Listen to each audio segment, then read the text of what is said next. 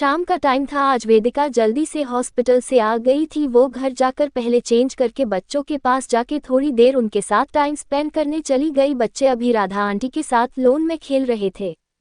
वेदिका भी आके उनके साथ बातें करने लगी। दोनों बच्चे वेदिका को देख के बहुत खुश हुए। वेदिका भी उनके साथ बैठकर अपनी दिनभर की थकान को भूल जाती थी। शाम और भी जाड़ा गहराने लगी थी। हल्का हल्का अंधेरा होने लगा था। तब तक महिरा और विक्की भी आ गए थे। वेदिका इस टाइम हॉल में बैठकर बच्चों को खाना खिला रही थी। वरुण भी जल्दी ही खाना खाकर पढ़ने चला गया था क्योंकि उसके एग्जाम चल रहे थे, जिसकी वजह से वो अपना टाइम वेस्ट ना करके पढ़ने चला गया। विक्की और महिरा जब अंदर आए तो देखा कि वेदिका और बच्चे अभी भी हॉल में ही है। विक्की ने आते ही बच्चों से कहा, हे चिम, तुम लोग अभी सोए नहीं? तभी तुतलाती जुबान से बेबी बोली, विक्की अंकल, हम सोने ही जा रहे थे, पर इस पेटू का पेट अभी भरा नहीं, टंग आउट तो बस वो भर जाएगा, फिर हम सो जाएंगे। सेम ने जब खुद को पेटू सुना तो वो मुंह बनकर बेबो की तरफ देख के बोला, तू छिपकली समझती क्या है, रुक अभी बताता हूँ तुझे। ऐसा कह के सेम ने बेबो के बाल खींच लिए, जिस पर बेबो भी उसे मारने को आई। इतने में विक्की और वेदिका दोनों सामने आकर दोनों बच्चों को अलग करके बोले, क्या कर रहे थे तुम दोनों? ऐसे झगड़ा नहीं करते, चलो सॉरी बोलो एक दूजे को। जिस पर सेम ने मुंह बनाकर बेबो को सॉरी बोला तो बेबो भी खुश होकर सेम के गले लगकर सॉरी भैया बोली। दोनों बच्चों की लड़ाई भी खत्म हो गई और दोनों फिर से हंसने लगे। तभी महिरा भी वहां चेंज करके आ गई थी और आके दोनों को हक करके बोली, तुम दोनों कब ऐसे लड़ना बंद करोगे? फिर बोली, अच्छा अब तुम दोनों के सोने का टाइम हो गया है, चलो जाओ रेखा आंटी के साथ जाओ, जाके सो जाओ और कोई फाइट नहीं समझे। दोनों बच्चे सबको गुड नाइट बोलकर सोने चले गए। वेदिका विक्की और महिरा के साथ बैठकर खाना खाने लगी। खाना खाते खाते विक्की ने पूछा, भाभी विराट कब तक आएगा? जिस पर वेदिका बोली, उसे आने में लेट हो जाएगा, उसका फोन आ गया था, वो लेट आएगा। तो विक्की बोला, ओ अच्छा फिर तो सही है, आज आपसे भी बातें हो जाए, जब से आया हूँ आपसे बात ही नहीं कर पाया हूँ। इस महिरा की बच्ची ने आते ही काम में उलझा दिया, पर आज तो टाइम भी है तो आपके साथ बातें भी कर लेते हैं, क्यों महिरा? सही है ना? विक्की ने महिरा की तरफ देखकर कहा, जिस पर महिरा बोली, हाँ भाई बिल्कुल सही, वैसे भी आप तो भाभी से ठीक से मिले भी नहीं तो बातें भी हो जाएंगी और कुछ देर भाभी के साथ टाइम भी स्पेंड हो जाएगा, महिरा ने कहा। तीनों लोग खाना खाकर बाहर लॉन में घूमने लगे थे। घूमते घूमते वेदिका ने ही आगे से कहा, विक्की भैया आप अकेले आए, साथ में अंकल आंटी को भी ले आते, सबसे मिलना भी हो जाता, फिर बच्चे और बाकी सब काफी दिनों पहले के मिले होंगे उनसे, अगर वो लोग भी आ जाते तो ये सब मिल लेते उनसे। विक्की ने हंसते हुए वेदिका की बात का जवाब देकर कहा, अरे भाभी मेरा आने का प्लान अचानक से बना था, जिसकी वजह से मैं मम्मा पापा को नहीं लेके आया, फिर वैसे भी मेरी एब्सेंट में पापा ऑफिस को देखते हैं। और दूसरा, महिरा ने अचानक से बोल दिया कि भाई आप जल्दी आ जाओ, मुझे ऑफिस के कामों में थोड़ी परेशानी हो रही है तो मैं आके उसकी हेल्प करूं और एक बार सब समझा दूं ताकि ये अच्छे से सब देख सकूं। बस इसी के कहने पर मैं बिना देर किए जल्दी आ गया और यह आकर इस मैडम ने मुझे इतना बिजी कर लिया कि आपसे बात करने का टाइम ही नहीं मिला। विराट से भी जिस दिन आया था उसी दिन बात हुई थी और उसके बाद ना उसके पास टाइम ना मेरे, दोनों ही बिजी हो गए थे। ये पागल लड़की काम के पीछे ऐसी पागल है, जब तक सारी चीजें समझ नहीं जाती तब तक उस फाइल को छोड़ती ही भी है। विक्की ने महिरा की तरफ देखकर कहा, जिस पर महिरा बोली, भाई मैं जो भी करती हूँ पूरे मन से करती हूँ, इसलिए पूरा करके ही काम को छोड़ती हूँ। महिरा की बात सुनकर वेदिका हल्का सा हंस दी। Smile smile smile. दोनों की बात को बीच में ही छोड़ते हुए विक्की बोला, वेदिका भाभी मैं यहाँ एक तो महिरा की हेल्प करने आया था, पर दूसरी वजह आप हो, मैं आपके लिए भी आया हूँ। विक्की की बात सुनकर वेदिका चौंक कर बोली, मेरी वजह से? वेदिका कुछ समझी नहीं। तब विक्की बोला, भाभी मैं आपको बताता हूँ, असल में जब आपकी शादी हुई थी विराट से, उस टाइम मुझे आपसे बहुत ज़्यादा नफरत थी। मैं खुद विराट से कहता था कि उस लड़की से अपने एक एक आंसू का हिसाब लेना, जितना उसने हम सब को रुलाया है, जितना उसने तुझे दुख दर्द दिए है, उसे भी इतने ही देना। विराट ने शुरुआत में ऐसा किया भी था, उसने आपको बहुत दुख दर्द दिए, आपको हर तरीके से जलील किया, हर पल उसने आपके आंसू ही दिए, लेकिन बच्चों के इंडिया आने के बाद से उसका नजरिया तुम्हारे लिए एकदम से बदल गया था। वो खुद मुझसे कहता था कि यार विक्की, हो सकता है हमसे कुछ छूट रहा हो, वेदिका की जगह कोई और लड़की हो। मुझको उसे देखकर भरोसा नहीं होता यार, वो तो खुद इतने दर्द में है, वो किसी के साथ कैसे ये सब कर सकती है? मुझे लगता है जरूर कुछ अलग है जो हम नहीं पता। विराट की बातों को सुनकर मैं उससे गुस्सा हो गया था। मुझे लगा था कि विराट ने तुमसे शादी करी है इसलिए उसका नजरिया आपके लिए बदल गया हो। लेकिन धीरे धीरे मुझे भी जब सारी चीजें पता लगी और लास्ट में आपका पास्ट मुझे विराट ने बताया तो उस टाइम मुझे बहुत धक्का लगा था, साथ ही आपके लिए बहुत बुरा भी लगा था।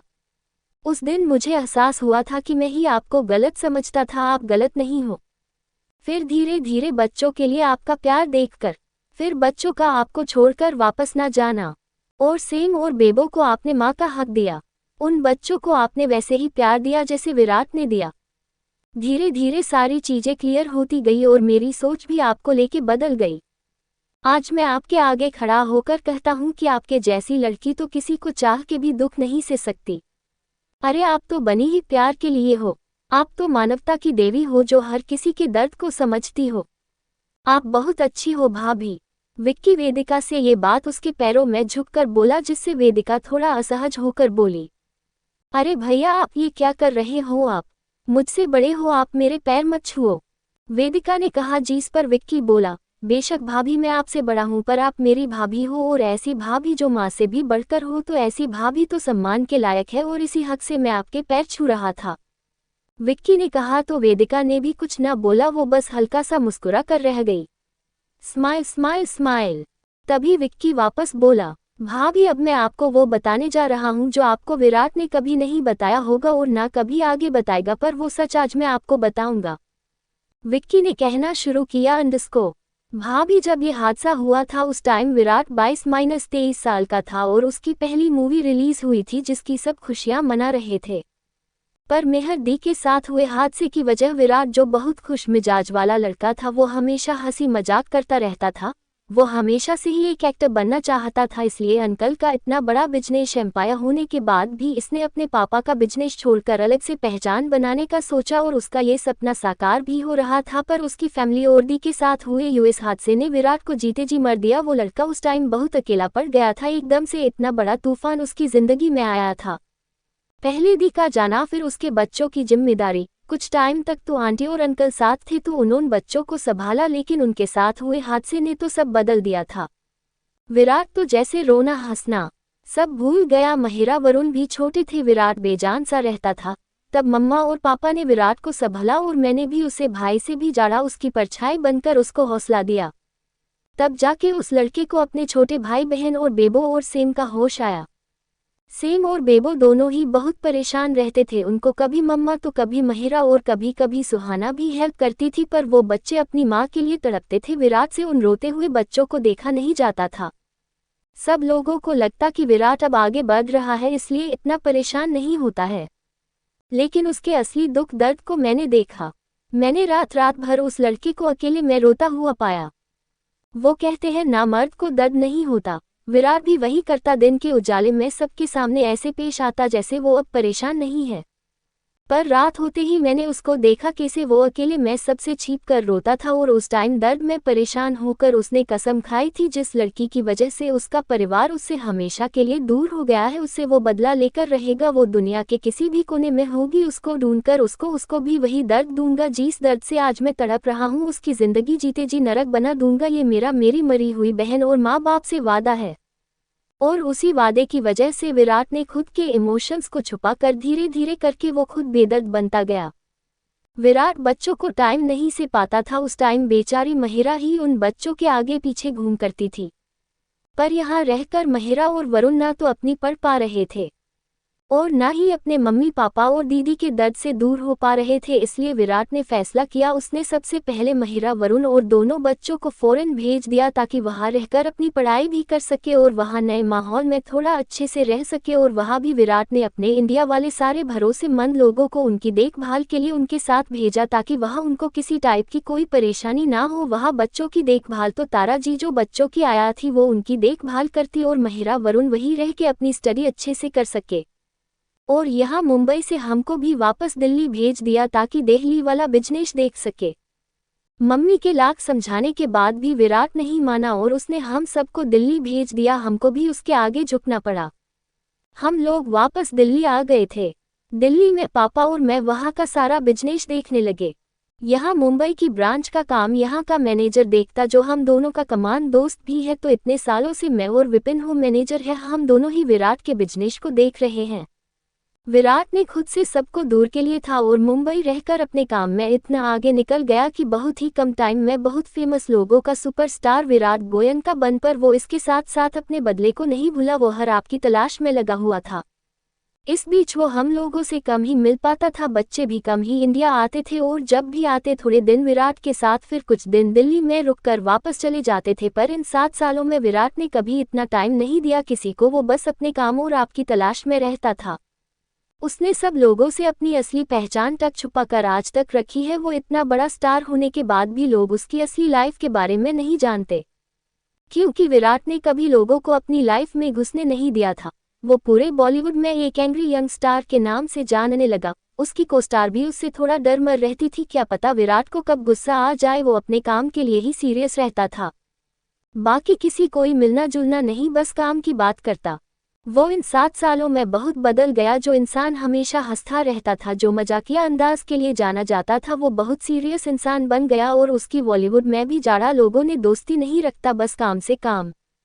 विराट को उस हादसे ने तोड़ के रख दिया था। भाभी, इसलिए मेरे दोस्त, मेरे भाई ने आपको शुरू में इतनी तकलीफ और इतने दुख दिए, पर भाभी आज आपके प्यार ने मेरे भाई को पहले की तरह हंसना, बच्चों के साथ टाइम स्पेंड करना सब सिखा दिया। ये आपकी बेपनाह मोहब्बत ही है भाभी, जिसकी वजह से मेरा भाई फिर से जीने लगा, वरना हम सब तो भूल ही गए थे कि विराट कभी वापस हंसेगा भी। राष्ट्र फेस, राष्ट्र फेस, राष्ट्र फेस, राष्ट्र फेस, राष्ट्र फेस।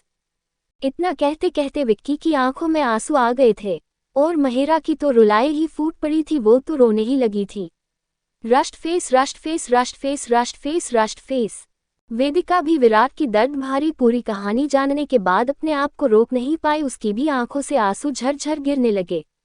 राष्ट्र फेस, राष्ट्र फेस, राष्ट्र फेस, राष्ट्र फेस, राष्ट्र फेस, राष्ट्र फेस। विराट का दर्द इतना गहरा था कि कोई भी अपने आप को रोक नहीं पाया। फिर भी वेदिका ने महिरा को अपने गले से लगाकर कहा, महिरा अब सब ठीक है ना? और अपने भाई के साथ मैं भी हूँ, तुम लोग फिर ये आंसू क्यों? वेदिका ने महिरा को समझाया। हालांकि दिल तो उसका भी रो रहा था, फिर भी उसने खुद को मजबूत करके महिरा और विक्की को समझाया। तब महिरा रोते हुए बोली, भी को नहीं पता हम सब इस दिन के लिए कितने तड़पे हैं, कितने अकेले थे भाई के पहले वाले रूप के साथ, कितना इंतजार किया भाई का प्यार लेने के लिए। इतना कह के महिरा फिर से रोने लगी। वेदिका ने उसे अपने सीने से लगा लिया और बहुत देर तक उसके सिर पर हाथ फेरकर उसको समझती रही। उन लोगों को वहां बात करते करते काफी देर हो गई थी। तभी विराट की गाड़ी आने की आवाज आई। विराट गाड़ी से उतरकर उन लोगों के पास ही आया सीधा, और आके महिरा को इस तरह रोता देख एकदम से घबरा के वेदिका से बोला, वेदिका क्या हुआ, महिरा रो क्यों रही है? विराट का इतना कहना ही था कि महिरा वेदिका से थोड़ा हटकर विराट के सीने से जाकर लगी और उसके गले लगकर वापस रोने लगी। वो विराट को देखकर अपनी रुलाई नहीं रोक सकी। विराट की तो कुछ भी समझ में नहीं आ रहा था। वो बेचैनी से कभी वेदिका को देखता, कभी विक्की को, और बीच बीच में महिरा के सिर पर हाथ फेरता। तभी विराट की परेशानी को समझकर विक्की ने कहा, जरा परेशान मत हो भाई, ये बस हमारे पुराने टाइम को याद करके परेशान हो गई है। अभी मैं भाभी को तुम्हारे बीते टाइम की सारी बातें बता रहा था, बस वो सब याद करके ही ये रोने लगी और कुछ नहीं। तभी विराट थोड़ा परेशान होकर विक्की से बोला, क्या जरूरत थी तुझे वो बुरा टाइम वेदिका को बताने की? जो बीत गया सो बीत गया। विराट की बातें सुनकर महिरा अपना सिर ऊपर करके बोली, भाई आप नहीं जानते, पर मैंने और वरुण ने कितना इंतजार किया था आपका, आपके प्यार के लिए तेज ही गए थे।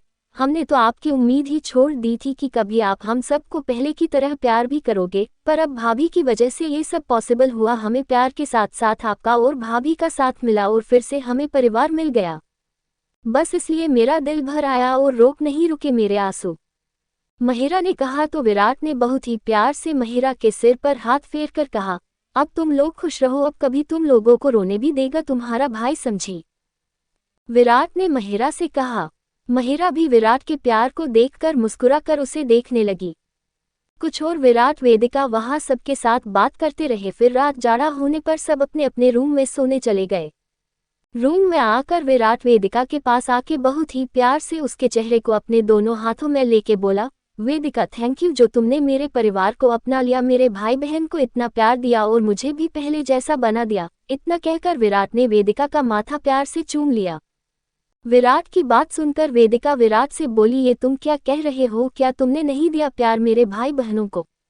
क्या तुमने अपना फर्ज नहीं निभाया? जब तुमने मेरे लिए किया तो मेरी भी तो पूरी जिम्मेदारी बनती है। विराट ने कहा, अच्छा बाबा ठीक है, हम दोनों ने एक दूजे के परिवार को दिल से अपना लिया है, अब ठीक है। विराट और वेदिका दोनों ही एक दूजे की बात से सहमत होकर मुस्कुराने लगे। वेदिका को नींद आने लगी थी, वो विराट को सोने की कहकर बेड पर लेट गई। विराट ने भी पहले चेंज किया, फिर वो भी वेदिका के बगल से लेट गया था। वेदिका उसकी नजदीकी पाकर उसके सीने से लगकर सो गई। जल्दी ही दोनों ही एक दूजे की बाहों में सुकून से सो गए थे। वेदिका आज जल्दी हॉस्पिटल आ गई थी क्योंकि आज हॉस्पिटल में बहुत अर्जेंट काम था, इसलिए विराट भी उठकर नहाकर नाश्ता करके सूट पर चला गया था।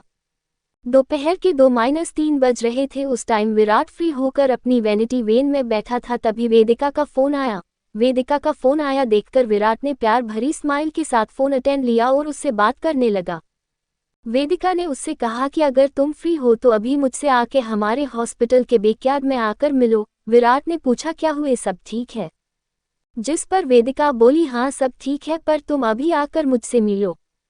विराट ने ओके कहा और फोन काट करके नमन से बोलकर वेदिका से मिलने उसके हॉस्पिटल को निकल आया।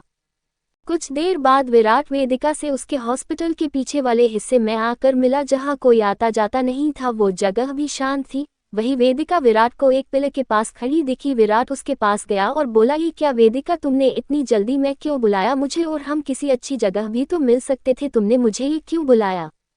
विराट ने सारे सवाल एक ही साथ दाग दिए।